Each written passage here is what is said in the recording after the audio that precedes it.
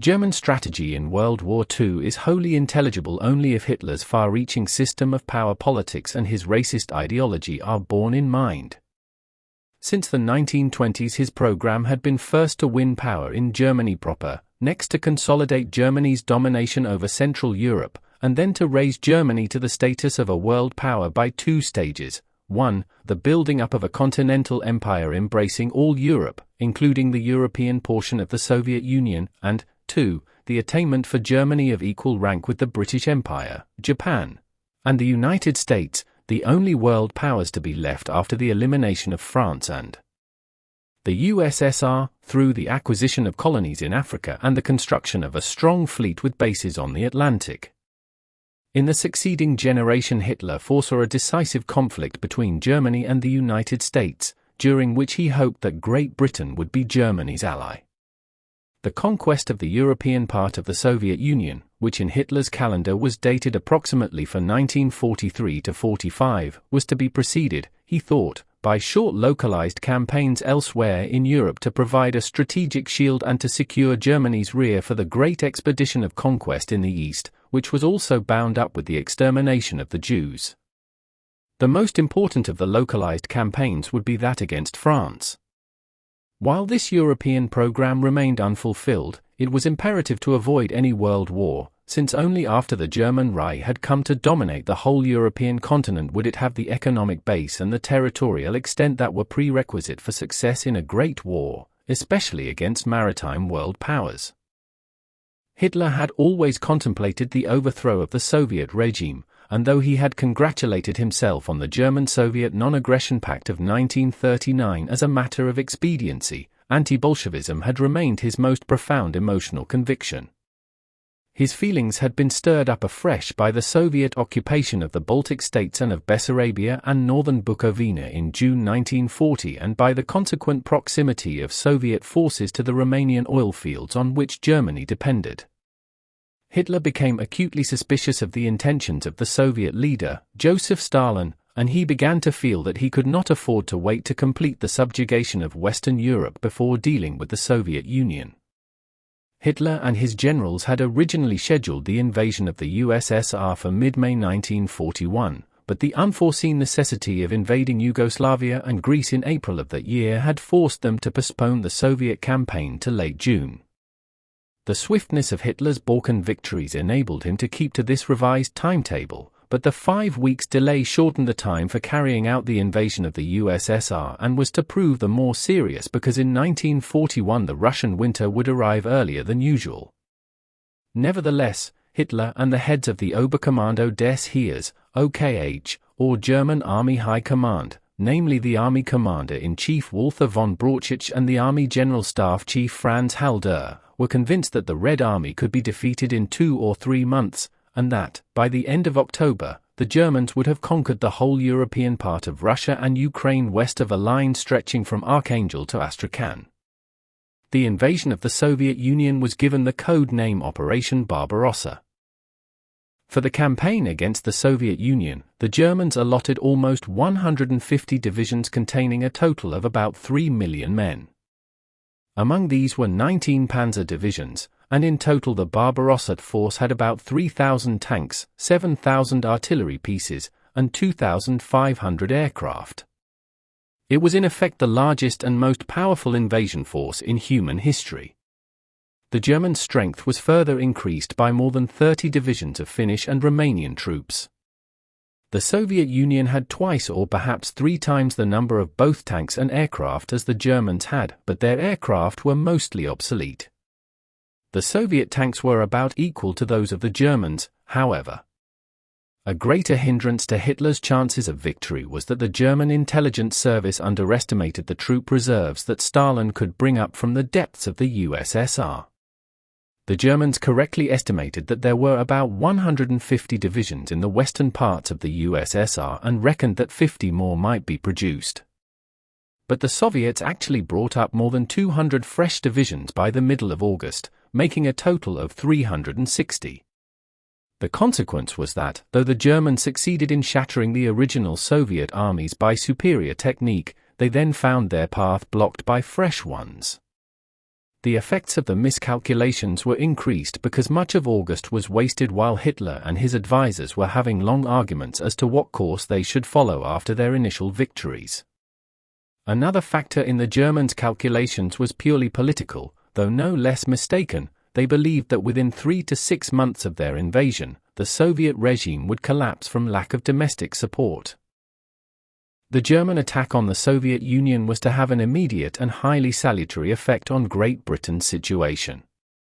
Until then, Britain's prospects had appeared hopeless in the eyes of most people except the British themselves, and the government's decision to continue the struggle after the fall of France and to reject Hitler's peace offers could spell only slow suicide unless relief came from either the United States or the USSR. Hitler brought Great Britain relief by turning eastward and invading the Soviet Union just as the strain on Britain was becoming severe.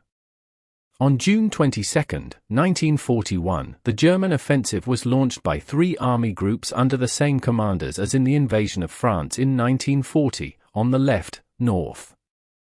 An army group under Lieb struck from East Prussia into the Baltic states toward Leningrad, on the right, south.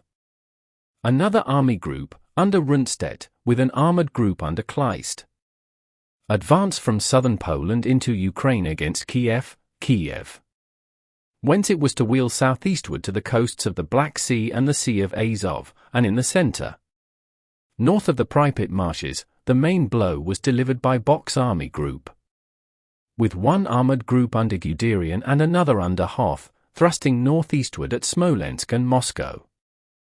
The invasion along a 1,800-mile front took the Soviet leadership completely by surprise and caught the Red Army in an unprepared and partially demobilized state.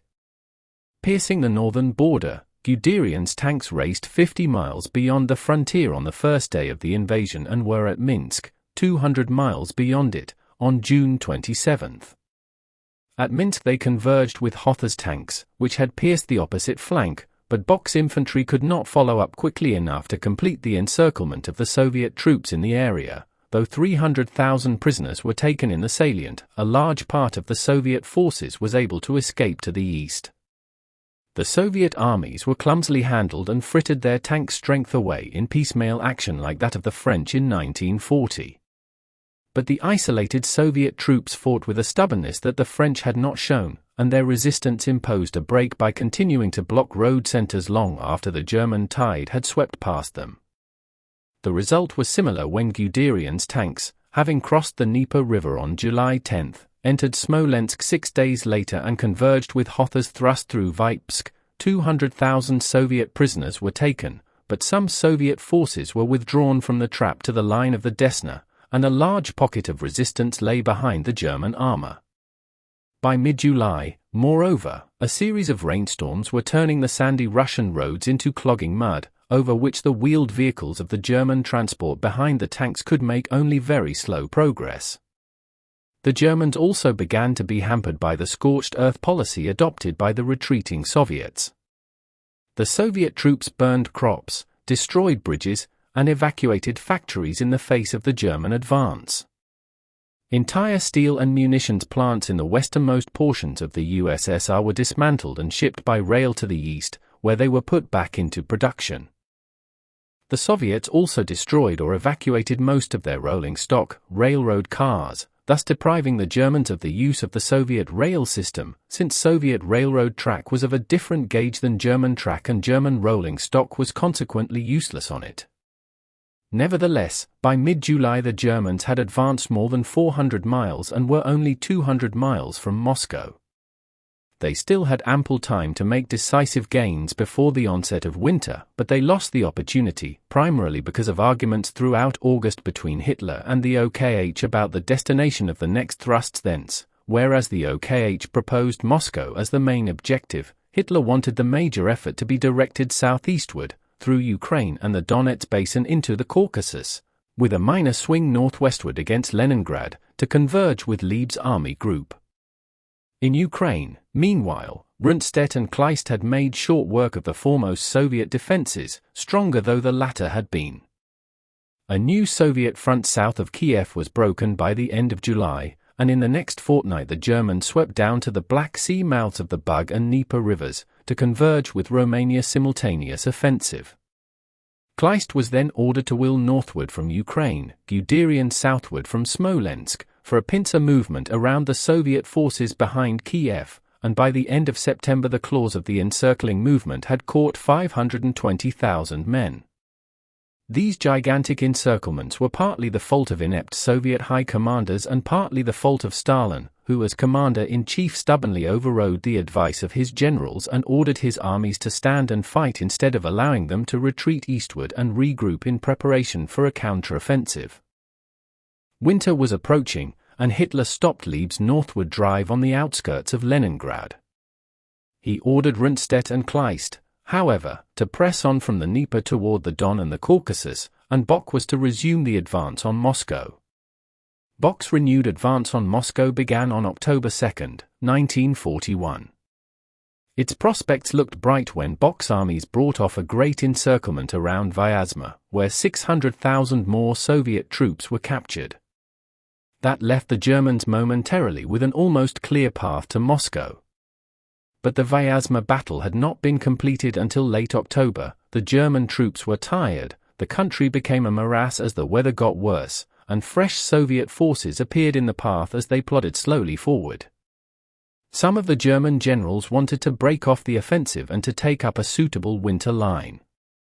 But Bock wanted to press on, believing that the Soviets were on the verge of collapse, while Brauchitsch and Halder tended to agree with his view. As that also accorded with Hitler's desire, he made no objection. The temptation of Moscow, now so close in front of their eyes, was too great for any of the topmost leaders to resist. On December 2 a further effort was launched, and some German detachments penetrated into the suburbs of Moscow, but the advance as a whole was held up in the forests covering the capital.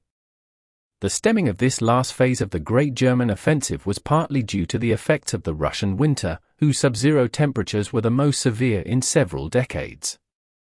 In October and November a wave of frostbite cases had decimated the ill-clad German troops, for whom provisions of winter clothing had not been made, while the icy cold paralyzed the Germans' mechanized transport, tanks, artillery, and aircraft. The Soviets, by contrast, were well clad and tended to fight more effectively in winter than did the Germans. By this time German casualties had mounted to levels that were unheard of in the campaigns against France and the Balkans. By November the Germans had suffered about 730,000 casualties. In the south, Kleist had already reached Rostov-on-Don, gateway to the Caucasus, on November 22, but had exhausted his tank's fuel in doing so. Rundstedt, seeing the place to be untenable, wanted to evacuate it but was overruled by Hitler. A Soviet counter-offensive recaptured Rostov on November 28, and Rundstedt was relieved of his command 4 days later. The Germans, however, managed to establish a front on the Mias River, as Rundstedt had recommended. As the German drive against Moscow slackened, the Soviet commander on the Moscow front, General Georgy Konstantinovich Zhukov, on December 6 inaugurated the first great counter-offensive with strokes against Bock's right in the Elets, Yelets, and Tula sectors south of Moscow and against his center in the Klin and Kalinin sectors to the northwest. Levies of Siberian troops, who were extremely effective fighters in cold weather, were used for these offensives. There followed a blow at the German left, in the Veliki Luki sector, and the counter-offensive, which was sustained throughout the winter of 1941–42, soon took the form of a triple convergence toward Smolensk. These Soviet counter-offensives tumbled back the exhausted Germans, lapped around their flanks, and produced a critical situation. From generals downward, the invaders were filled with ghastly thoughts of Napoleon's retreat from Moscow. In that emergency Hitler forbade any retreat beyond the shortest possible local withdrawals.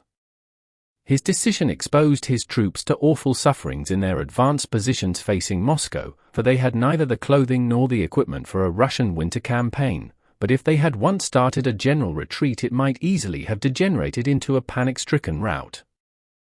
The Red Army's winter counteroffensive continued for more than 3 months after its December launching, though with diminishing progress. By March 1942 it had advanced more than 150 miles in some sectors.